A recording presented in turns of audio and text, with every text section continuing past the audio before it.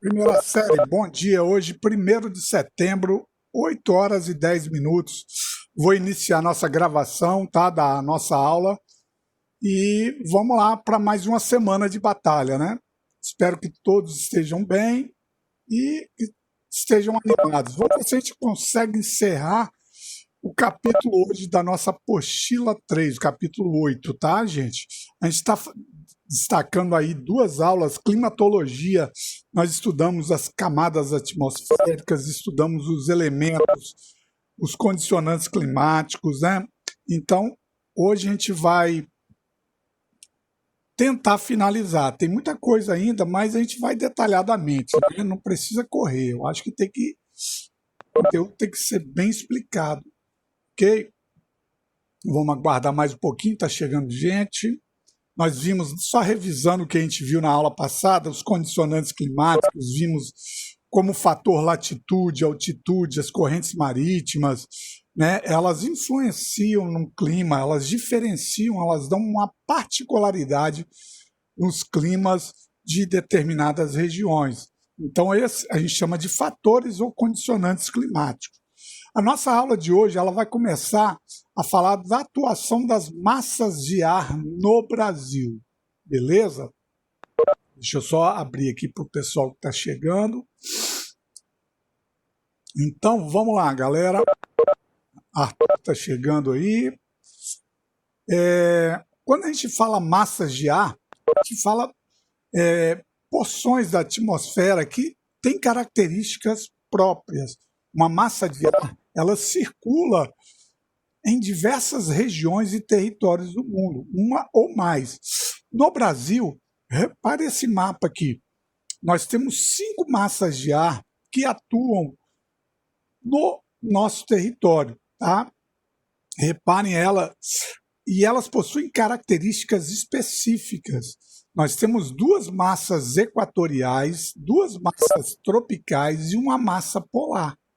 Então, reparem aí, a localização do território brasileiro ela vai determinar essa atuação dessas massas de ar, beleza? Então vamos começar a entender uma por uma. Reparem aqui, deixa eu só dar a autorização aqui. Reparem que nós temos aqui o mapa brasileiro. E aqui onde elas atuam, onde elas se formam, né, onde elas começam a atuar. Aqui, lembrando que é a linha do Equador, é a zona equatorial. Aqui é onde está o Trópico de Capricórnio. Então, essas duas linhas que eu demarquei dão uma pista dos nomes dessas massas de ar e as características básicas dela, tá? Então, reparem aqui, essas duas massas são chamadas de equatoriais, por quê? Porque elas se formam bem próximo aqui à linha do Equador, 0 graus, né? Linha do Equador. Aqui é a linha do Equador, então nós temos duas massas de ar equatoriais que se formam aqui. Uma é chamada massa equatorial continental, e a outra é chamada massa equatorial atlântica. Por quê? Aqui nós temos o Oceano Atlântico, aqui nós temos a parte continental. Então, os nomes das massas de ar elas vão coincidir com os locais de formação. Esse E aqui em maiúsculo significa o local da formação dela, onde ela começa a se formar, na região equatorial, desculpa. M vem de massa, C, continental. Aqui é uma área continental, não é uma área atlântica, marítima. Já essa aqui, ó, ela se forma lá no Oceano Atlântico, próximo à região equatorial. Então, ó, massa equatorial continental, massa equatorial atlântica. A mesma coisa vai ser aqui embaixo. Aqui tem a formação de duas massas de ar também. Beleza? Aqui, a massa tropical continental, aqui não tem oceano. Aqui vocês têm que lembrar que nós temos aqui os países que limitam com o Brasil, né? O Oceano Atlântico está aqui na parte leste, né? Então é uma área continental aqui Então, por isso, essa denominação equatorial continental, tropical continental. A mesma coisa vai para outra massa de ar que se forma aqui no Oceano Atlântico, massa tropical atlântica. Esse nome tropical, porque aqui a linha do Trópico de Capricórnio passa mais ou menos aqui nessa região aqui. Beleza, Gustavo? Então, ó, equatorial, tropical, duas áreas. E embaixo aqui, ó, lá de baixo, vem surgindo uma massa de ar fria. Ela é chamada de polar atlântica. Por que polar atlântica? Porque ela se forma próximo à região polar do sul, na Antártida, e próximo ao Oceano Atlântico. Então, olha a atuação de 5 massas de ar em nosso território. Elas atuam ao mesmo tempo? Não. Né? Nós temos períodos, por exemplo, de verão, inverno, que a atuação de uma e de outra é maior. Por exemplo, a massa polar atlântica ela atua principalmente no outono e no inverno. Né? E as massas tropicais e equatoriais elas já atuam com mais, né, intensidade no nosso território. Então, ó, primeira coisa, identificar os nomes. Massa equatorial, porque próximo à região equatorial. Massa tropical, porque próximo à formação dela na região tropical. Massa polar, que ela vem lá de baixo, próximo à região polar. Então vamos para as características principais. Vamos ver em temperatura. A região equatorial e tropical, essas duas regiões são regiões quentes. Então as características dessas 4 massas de ar, elas serão quentes, porque elas se formam em regiões quentes. Região equatorial é a região mais quente da Terra. Região tropical é outra região quente, né? Onde a maior parte das temperaturas no ano são elevadas, né? Lógico. Úmidas a gente vai ver agora também. Quente primeiro, né, Arthur? Agora, em questão de umidade relativa, as massas atlânticas, elas ou marítimas, elas têm uma umidade maior. Se lembra quando a gente estudou o efeito do condicionante maritimidade e continentalidade? No oceano, as áreas, com algumas exceções, são mais úmidas, enquanto nos continentes, com algumas exceções, são mais secas. Então, se eu sei que essas 2 massas, ou essas 4 massas de ar são quentes, vamos classificar agora se elas são úmidas ou secas. Massa equatorial atlântica, região quente, massa quente. Atlântico é um oceano, tem muita umidade. Então, a característica dela, ela é quente e úmida. Massa tropical atlântica. Tropical é uma área quente. Então, essa massa é de origem quente. Atlântico, ela está no mar, no oceano, tem muita umidade. Quente e úmida. Agora, vamos para as massas continentais. Vocês vão ver que vai ter aqui uma exceção. Massa tropical continental. Ela é quente porque está numa região tropical, que é quente. E o continente tem uma umidade bem menor do que o oceano. Então, ela é quente e relativamente seca. Massa tropical continental. Agora, vejam essa aqui, ó, massa equatorial continental. Equatorial, quente. Continental teria que ser seca, não é? Sim, mas tem um condicionante que gera uma exceção aqui. Alguém saberia me dizer por que essa massa continental aqui não é seca, pelo contrário, é muito úmida? Quem responderia para mim aí? Vamos lá. Estou aguardando. A floresta amazônica? Muito bem. Foi o Gustavo que falou, Arthur? Nenhum dos dois, João Pedro. Ô, João Pedro, desculpa, João Pedro, parabéns, João Pedro.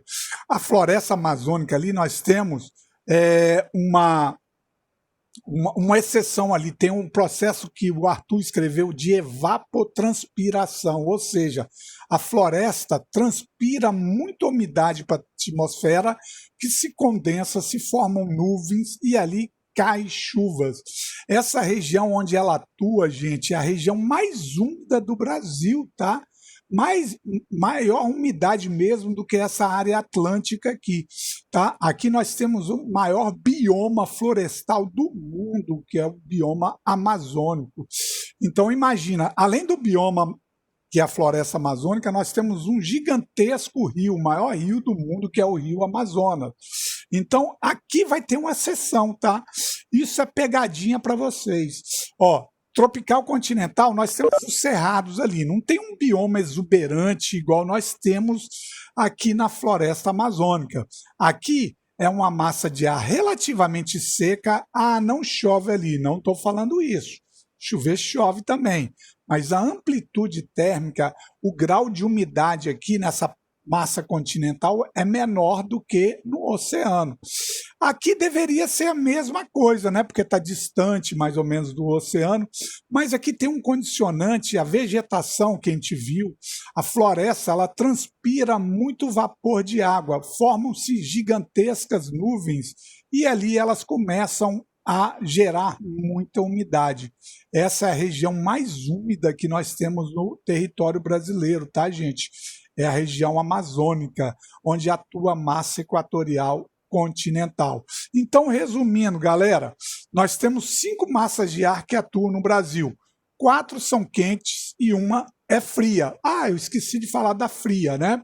Essa massa polar atlântica é a única massa de ar fria que atua aqui no território brasileiro. E o principal período de atuação dela é agora, entre o outono e o inverno.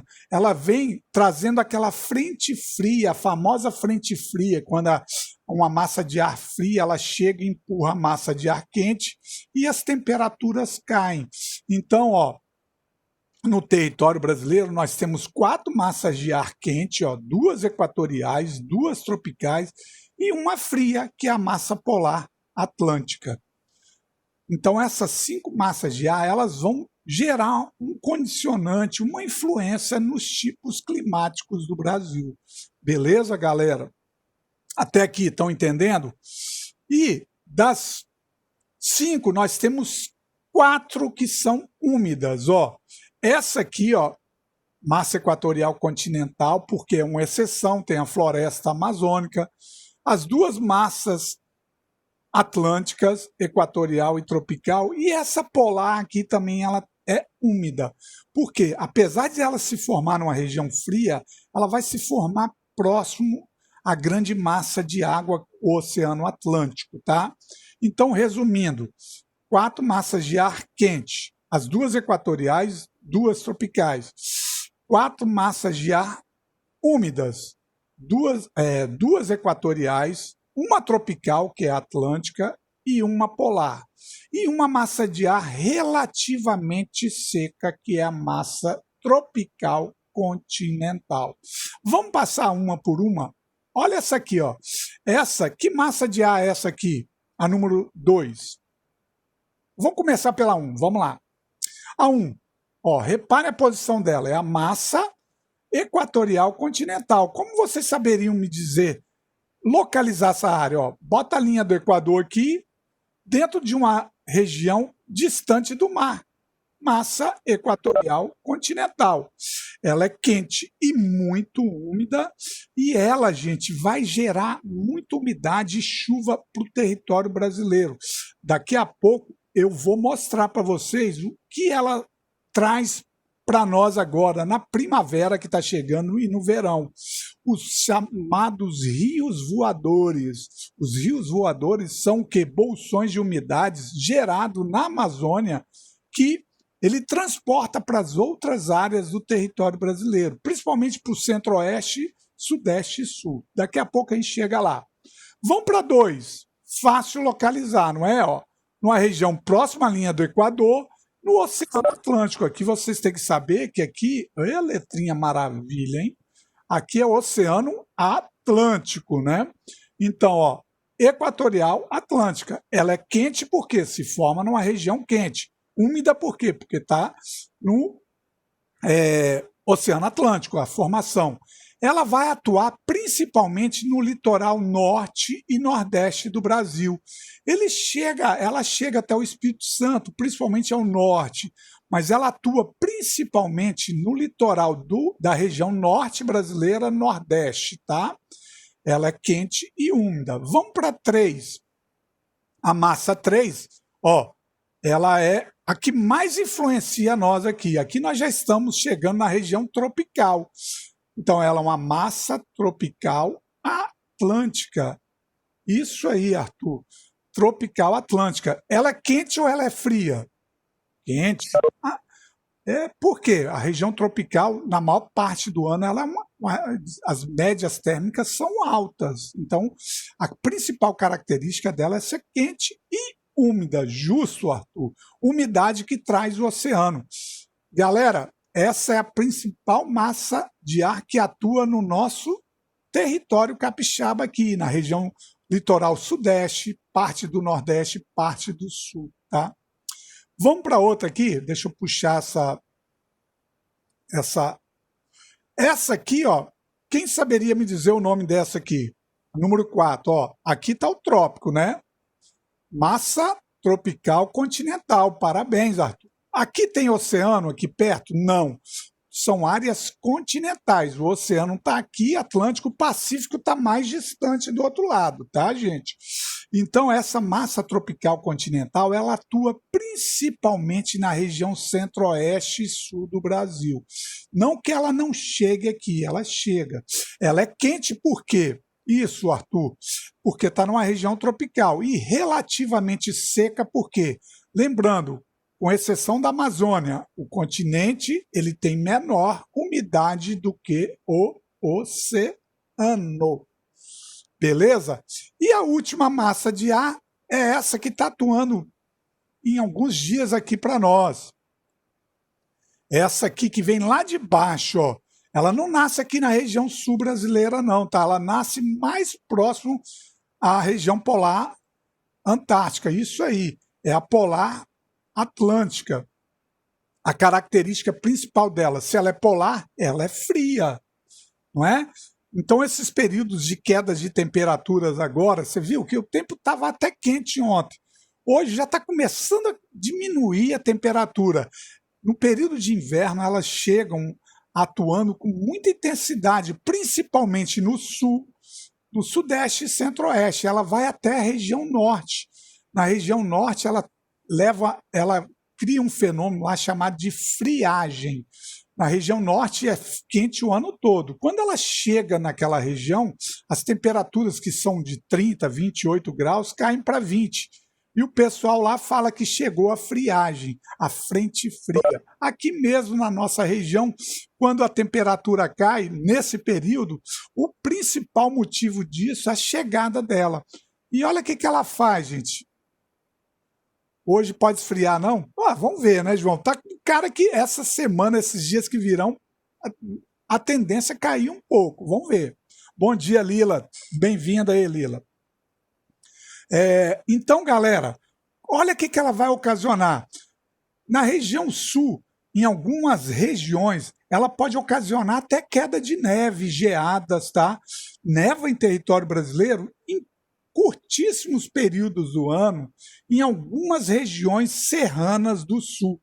Olha o que essa frente fria vai fazer. Queda de temperatura, o efeito altitude, região serrana lá, Gramado, São Joaquim, áreas acima de 1.500 metros de altitude, e no inverno, com a massa de ar fria chegando, em alguns momentos pode até nevar. Aqui no Espírito Santo, no Sudeste, o máximo que chega são geadas, tá? Neve e geada tem diferença. Depois a gente fala sobre isso.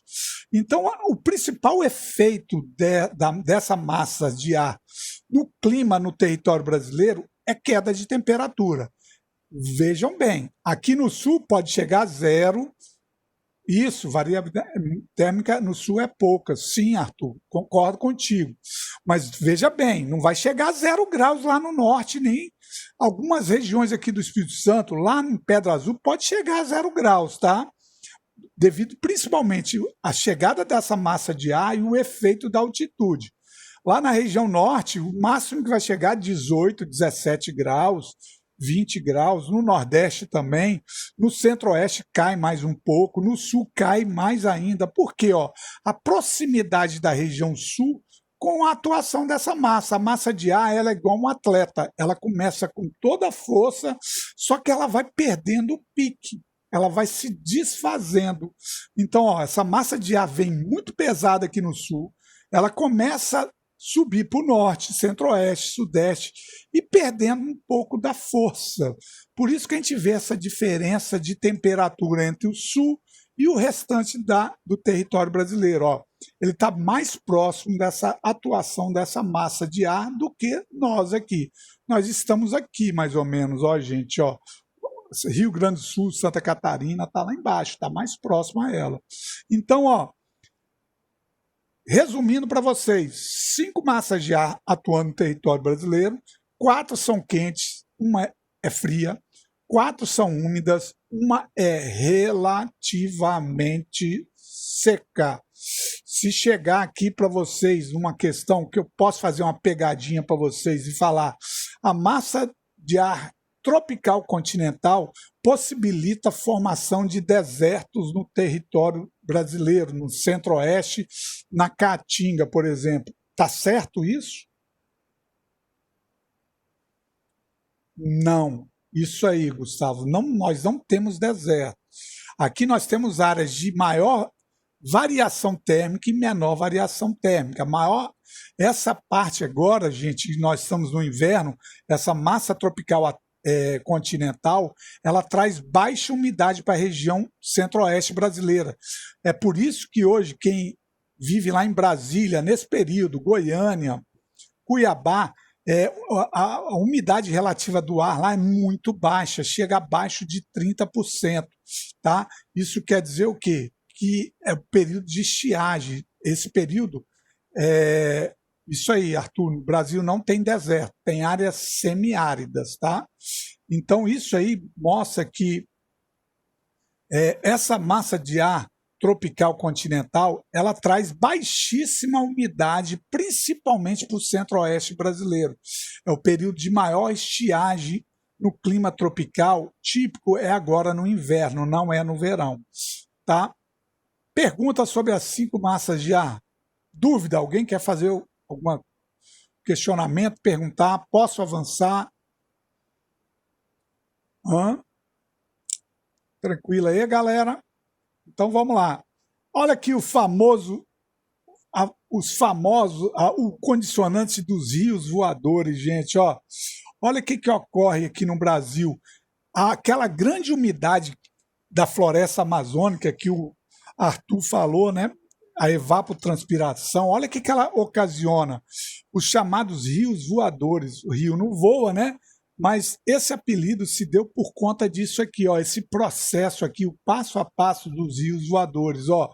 1, 2, 3, 4. Vamos passo a passo? Primeiro, nós temos uma grande massa de água aqui, que é o Oceano Atlântico.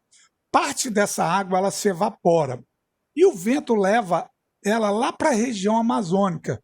A região amazônica já é úmida por natureza, não é? A evapotranspiração da floresta, com a chegada dessa umidade de nuvens, formam-se nuvens supercarregadas. Elas acumulam bolsões de água e elas começam a seguir para o centro-oeste e sul, trazendo chuvas torrenciais. Esse caminho que ela forma, rios voadores. O início aqui no Oceano Atlântico, passa pela floresta amazônica, carrega mais de água e segue para o centro-oeste, sul e sudeste, jogando chuvas torrenciais.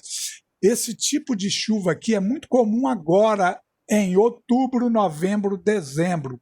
Então, essas chuvas torrenciais que deverão chegar para nós vai coincidir com a grande umidade do oceano, com a grande umidade da floresta amazônica e o transporte da massa de ar equatorial, trazendo essa umidade para as outras regiões brasileiras. Só que tem uma região brasileira, gente, poxa, que sacanagem, né? Que não se beneficia com isso. Nem sempre isso gera benefício. Por exemplo, essas chuvas torrenciais, elas ocasionam enchentes em cidades, transtornos, né? Deslizamentos de terra. Tem uma região aqui, vamos ver se vocês identificam o nome dessa região. Ó, que essa nuvem, esses rios se desviam, ó, não passa por essa região. Qual seria o nome dessa região? Hã? Eu assinalei ali, ó, com a bolinha lá. Sertão nordestino. Pô, um dos motivos, então, que dessa baixo índice de chuva na região do sertão nordestino é o quê? Ó? Chove no litoral, a massa de ar desvia, vem para a Amazônia e desce aqui, ó. Não, Gustavo, não fale Nordeste. Sabe por quê? Porque o litoral nordestino ele é úmido, quase igual o nosso aqui, tá? Aí você está generalizando, não seria correto. Gustavo, seria o mais correto você falar sertão nordestino. Isso aí, Gustavo. Tá? Beleza? Atenção aí, ó. Boa intervenção aqui do Gustavo. Se você falar Nordeste, vai parecer que você está falando de toda a região nordestina. Não é só o interior do Nordeste. E para piorar a situação do sertão nordestino, aqui, ó, nessa faixa depois do litoral, tem um conjunto de montanhas, Planalto, Serra da Borborema. A chuva que vem aqui, ela é bloqueada por essa montanha e gerando umidade para o litoral. E a outra parte desvia da região do sertão nordestino e vem embora. Aqui no meio fica um deserto? Não, fica uma área semi-árida. Um dos motivos dessa baixo índice de chuva do sertão nordestino é a natureza, a própria natureza condiciona isso, tá? O conjunto de serras e planaltos entre o litoral e o sertão e os desvios das massas de ar que seguem nessa direção aqui, beleza? Então, rios voadores, já caiu isso no Enem, tá? E eu vou fazer uma atividade, vou fazer uma pegadinha para vocês e vocês vão cair. Eu sou violento, hein? Cuidado comigo, hein? Vamos lá, gente. Lembrando, rios voadores são essas chuvas torrenciais. Chuvas torrenciais são fortes chuvas. E não é esse período agora que é o período de formação dos rios voadores, e sim outono e verão. Alguém poderia me explicar por que no outono e verão, desculpa, primavera e verão chove mais do que no inverno, no clima tropical? Vamos lá. Bem, se eu fosse pensar na lógica, eu diria que o calor do verão e da primavera faz evaporar mais água. Justamente é João, não é? Uhum. João, parabéns, João. É isso aí. Quanto mais esquenta, maior a evaporação. Se evapora mais, formam-se mais nuvens. Se formam-se mais nuvens, mais chuva. Parabéns. Bateu na tecla, João. Parabéns mesmo, tá? Então, ó, começa a esquentar, começa mais evaporar mais água. Começa a formar mais nuvens, as nuvens se carregarem mais e elas vão circular para o território brasileiro e vão despejar em forma de precipitação, chuva. Muito bem, parabéns aí pela visão aí de geógrafo, gostei de ver, tá? Vamos lá, avançando aí. E quando a gente fala de clima, a gente tem que falar das zonas térmicas climáticas. Eu acredito que muitos de nós e vocês já sofreram para estudar geografia, para decorar clima. Que saco essa matéria, né? Decorar clima. Mas as zonas térmicas estão aqui para mostrar que vocês não precisam decorar clima. É simples. Olha só, tá vendo essas faixas latitudinais que estão pintadas em cores diferentes? Elas são chamadas de zonas climáticas ou zonas térmicas. Se você identificá-las, que é fácil, você vai identificar um clima, um macroclima naquela região, fácil. Quer ver um exemplo? O que está em azul aqui, ou verde, é a zona polar glacial. Então, se aqui tem a zona polar glacial antártica do sul e glacial ártica do norte, O clima predominante aqui vai ser frio polar. Você não pode ter um clima tropical aqui. As zonas temperadas que estão localizadas entre um trópico e um círculo polar, ó, zona temperada do norte, entre o trópico de Câncer e o círculo polar ártico, tem o clima temperado. Outra zona temperada do sul, ó, o Brasil aqui, ó, onde é, por que a região sul é um pouco mais fria? Ó, porque ela está saindo da região tropical, entrando na zona temperada, ó, entre o trópico de Capricórnio e o Círculo Polar Antártico, nós temos outra zona temperada, temperada do sul. Zona temperada, o macroclima predominante ali, clima temperado. E por que nós temos predominantemente aqui no Brasil o clima tropical? Porque a maior parte do território brasileiro está na zona tropical, entre os dois trópicos, ó.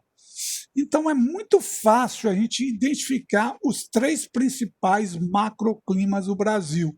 Vamos aqui localizar o território brasileiro. Linha do Equador corta o norte do Brasil, clima equatorial. A maior parte do território brasileiro está na zona intertropical, clima tropical.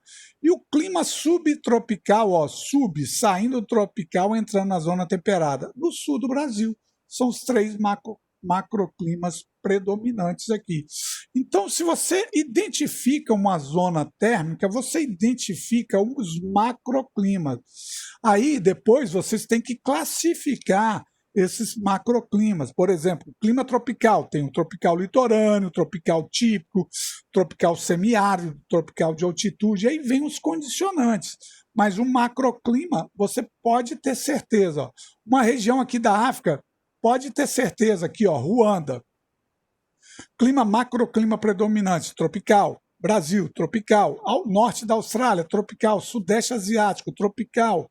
Olha o território africano, a maior parte dele predominantemente o clima tropical.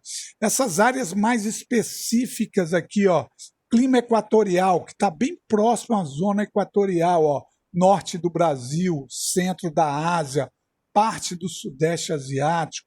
Aí você vem lá para a Europa, a maior parte do clima europeu, temperado, Estados Unidos, temperado, a maior parte do Canadá, temperado, sul do Brasil, subtropical ou temperado, Argentina, temperado. Ó, você vai associando as zonas térmicas com os territórios onde eles estão localizados. Agora vamos identificar uma por uma aqui, ó. Vamos começar pela zona intertropical. As zonas intertropicais, elas são chamadas de baixa latitude. Por que baixa latitude? Baixa latitude não tem nada a ver com baixa temperatura. Ó, a latitude 0 graus é que dá início à contagem das latitudes de 0 a 90. Por que elas são baixas latitudes? Ó, porque o ângulo entre 0 e 23 graus. Essas regiões são quentes, com algumas exceções, dependendo dos condicionantes, lógico. Baixa amplitude térmica, variação baixa entre a máxima e a mínima. E na maioria dessa região é úmida. Então, a zona intertropical, chamada de baixa latitudes, ó, devido à latitude 0 inicial até 23. As latitudes vão até 90 graus, né? Então, quando eu falo baixas latitudes, eu não estou falando de baixas temperaturas. É o inverso. Quanto menor for a latitude, o número, o grau de latitude, maior vai ser a temperatura. Existem raríssimas exceções. Aí tem regiões de altitude elevadas, na região de baixa latitude pode ter temperaturas médias baixas também. Depois a gente vai para onde? Para as regiões temperadas. Por que as regiões temperadas elas são chamadas de média latitude? Olha o grau de latitude dela, entre 23 e 66, ó, latitude média, baixa latitude, média e alta latitude. As regiões temperadas, elas estão entre um trópico e um círculo polar, tem duas, do norte e do sul. E elas têm uma amplitude térmica razoável. A média de temperatura aqui vai ser menor do que nas regiões intertropicais, tá? Ó, baixa latitude, maior temperatura. Média latitude, temperaturas amenas, médias. Agora, olha as regiões de alta latitude. Quem são? As zonas polares. Alta latitude, baixas temperaturas. Por que elas são chamadas de altas latitudes, gente? Porque vão entre 66 graus até o último grau de latitude, que é 90 graus, tanto para o norte quanto para o sul. Altas latitudes, os raios solares inclinam mais, aquecem menos, esfriam mais. Áreas de baixa latitude, os raios solares batem de forma mais vertical, perpendicular, aquece mais, esquenta mais. Isso é de extrema importância vocês saberem diferenciar as zonas térmicas pelos graus de latitude. Quanto menor o grau de latitude, maiores serão as médias térmicas. Existem exceções? Sim. Quanto maior for o grau de latitude, menores serão as médias térmicas dessas regiões. Vamos lá, vamos fazer uma comparação aqui. Beleza, vamos para aqui. Ó. Aqui tem as 3 zonas térmicas aqui. Na verdade são 5, porque tem do norte e do sul, mas região temperada as 2, glaciais as 2, intertropical e equatorial aqui dentro. Qual vai ter uma temperatura média menor? O sul do Chile ou o sul do Brasil? Ó, sul do Chile está aqui. Sul do Brasil está aqui.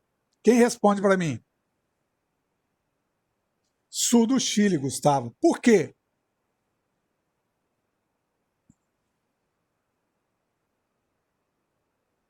Por que o sul do Chile, ó, nessa área, tem médias térmicas mais baixas? Porque está mais afastado da linha do Equador. Parabéns! Maior latitude, mais afastado da linha do Equador. Então, eu já vi aluno de primeira série cair feio em pegadinha de prova.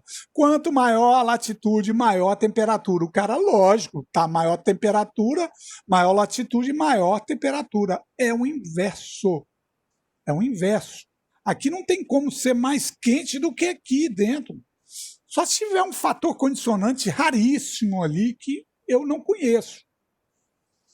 Então, muito atento a isso, a visão. Por isso que a cartografia ela é a base de conhecimento de geografia física, clima, relevo, vegetação, biomas. Se você sabe interpretar um mapa ou ter uma base cartográfica forte, você não erra uma questão de clima jamais, uma questão de bioma jamais. Então, é através disso aqui, ó, tá vendo? Ó? Olha como isso aqui é bem determinante, ó. Baixa latitude, maiores temperaturas, ó. Vermelho porque é uma cor mais cálida, mais forte. Ó, maior latitude, menores temperaturas. O que vai determinar isso? A inclinação dos raios solares. Aqui em cima os raios solares inclinam muito, aqui não, aquecem mais. Tá? Pode ocorrer algumas exceções. Por exemplo, aqui, ó, tá vendo essa região tropical aqui? Nós temos a Cordilheira dos Andes aqui, ó, no oeste da América do Sul. Nós temos aqui na Bolívia, La Paz, 3.600 metros de altitude. Ela está dentro da zona tropical, mas as médias térmicas dela lá são mais baixas. Tá? Por quê? Porque ali o efeito altitude está influenciando diretamente dentro de um clima tropical. É a mesma coisa aqui na nossa região, não tão quanto La Paz. Se a gente vai em Pedra Azul e compara com um clima de Cariacica, você vai ver uma média térmica menor lá em cima. Aí a gente já fala, o clima lá é frio. Errado, o clima lá é tropical igual aqui. Só que tem um condicionante diferente lá, o efeito altitude, mais de 1.000 metros. Aqui nós estamos na base do nível do mar. Então, tem esse condicionante. Então, por isso que vocês têm que entender isso. Quando eu falo, ó, toda essa área aqui é zona tropical, é o macroclima. Agora, quando tem um condicionante que vai diferenciar, pô, professor, você falou que A região tropical é de baixa latitude, as temperaturas são altas, sim. Ah, mas então por que em La Paz a temperatura está 0 graus? Pô, o efeito altitude, ali um condicionante foi determinante para criar uma particularidade para aquele clima lá. Você não pode falar que o clima de La Paz é polar, tá erradíssimo. La Paz não está aqui em cima nem aqui, ó. É um clima tropical de altitude. E 3.600 metros, o ar se torna ainda muito mais rarefeito do que aqui em Pedra Azul, que é 1.000 metros de altitude. Então, atenção a detalhes, tá, gente? A detalhes. Mas o que é importante é vocês relacionarem as zonas térmicas com os tipos climáticos, macroclima. Aqui tem possibilidade de ter clima temperado aqui? Jamais, de jeito algum. Aqui nós vamos ter climas tropicais. Aí tem tropical litorâneo, tropical de altitude, semiárido, árido. Vai depender onde você vai estar. Aqueles condicionantes ali que vão determinar particularidades em um determinado clima. Beleza? Primeira série. Dúvida para mim? Pô, eu ia entrar em climograma hoje e não vai dar, mas eu prefiro detalhar bem o conteúdo para vocês jamais terem estresse quando cair a prova do IFES ou do Enem vai cair clima. Eu vou ter que decorar. Vai ter que decorar nada. Você vai ter que interpretar um detalhe, uma situação. Principalmente quando vem um mapa. Se não vem os trópicos, você tem que saber mais ou menos a localização dos trópicos, da linha do Equador. Ó, pega aqui nessa parte da América do Sul. Ó. Aqui você sabe que é o clima tropical. Você sobe mais um pouquinho, chega lá numa latitude 60 graus, temperado do norte, temperado do sul. E lá em cima as áreas de alta latitude, que são as áreas mais frias. Bom, faltam 5 minutos para finalizar, então não vai dar para a gente terminar hoje, porque na próxima aula nós vamos estudar essa maravilha que se chama climograma. Vocês vão, através de gráficos, gente, identificar em qual hemisfério está aquela região, qual o tipo climático, vamos calcular valores de amplitude térmicas, índices de pluviométrico, médias térmicas. Então se prepare, vocês vão ficar super emocionados com o clima. Lembrando, para quando ficar a correção do simulado... Ah, sim, o simulado eu corrijo na próxima aula, pode deixar, eu não vou deixar vocês na mão não, tá? Esse slide eu já disponibilizei, tá? Tá no portal, vocês têm, não? Jennifer, já tem esse slide. Alguém não tem ele? Ah, tá no mural. Isso aí, Gustavo. Jennifer, tá lá no mural, beleza? Qualquer coisa você me manda um recado aí no particular que não tá conseguindo, eu tento enviar para você. Beijo, Thaís. Beijo, tchau, Júlia. Falou, Jennifer. Um abraço a todos e a todas.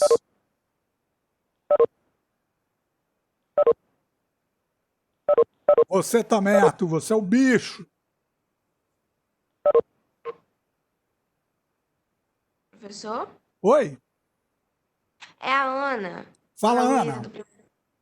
Então, eu tava vendo, você postou as notas, Sim. aí eu queria se você pudesse dar uma revisada lá, eu acho que ficou faltando uma nota minha, Ana uma Luísa atividade. Messa, né?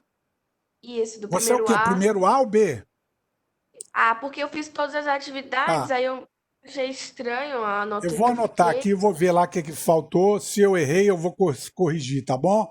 Primeiro Tá bom, com a obrigada. Ana Luísa. De nada. Depois eu entro em contato com você, tá, Ana?